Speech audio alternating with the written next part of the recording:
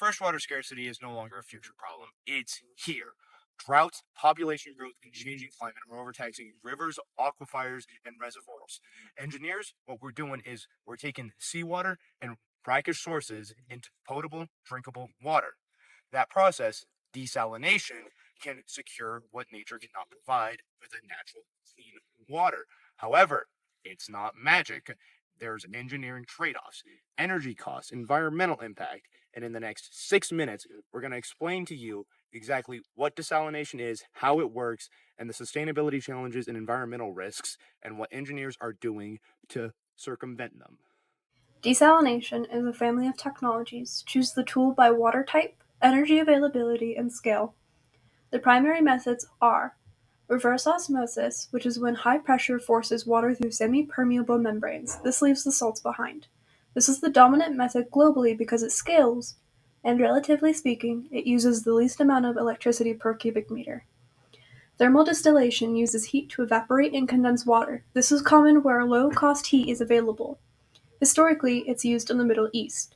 Membrane distillation and forward osmosis are emerging approaches that use low-grade heat or osmotic gradients. They promise for small or off-the-grid systems. Electrodialysis uses an electric field to move ions. This is an efficient process for brackish water with lower salinity. And finally, engineers have been increasingly combining processes such as nanofiltration, reverse osmosis, and thermal stages to cut fouling and energy use for difficult feed water.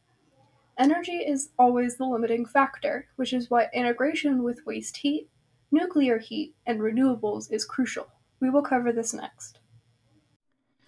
Desalination works, but it's energy intensive. The solution is not one size fits all, it's system engineering. Here are high impact strategies being developed now. Low grade thermal energy can power MED and MD units, dramatically cutting electricity consumption and cost. Solar farms are attractive in sunny, arid regions where grid power is expensive or carbon intensive. Pre cooling feed water, cascading heat, and using reject energy increases total plant efficiency. Improved membranes, energy recovery devices, and smarter pretreatment reduce operational load and extend equipment life. Even with these strategies, scaling desalination at low cost and low carbon requires careful project design, sustainable capital, and local regulatory alignment. You can engineer away a lot of cost, but not all of it. Environmental public health impacts. Desalination delivers safe water, but it creates environmental challenges engineers must solve. Let's look at the key impacts. Brine disposal. Concentrated brine can raise local salinity and temperature, stressing marine life. Proper dilution, diffusers, and managed discharge locations are non-negotiable design elements. Intake and entrainment. Intakes can trap plankton and juvenile fish.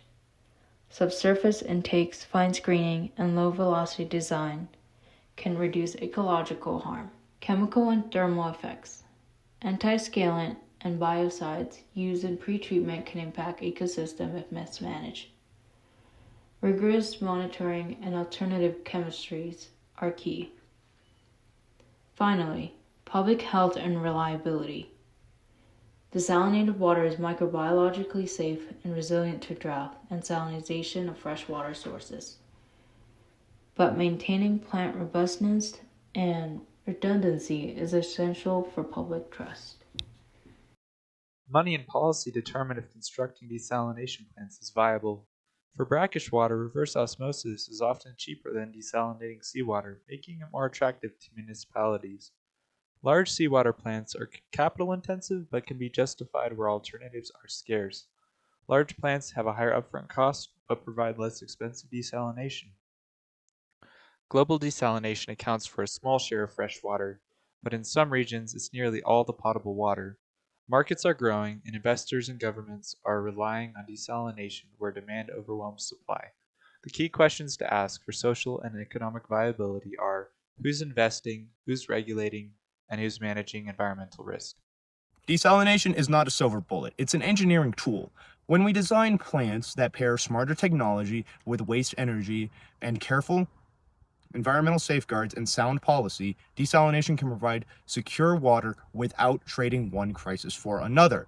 For the next generation of engineers, master the trade offs, optimize energy, protect ecosystems, and make water reliable, affordable, and sustainable.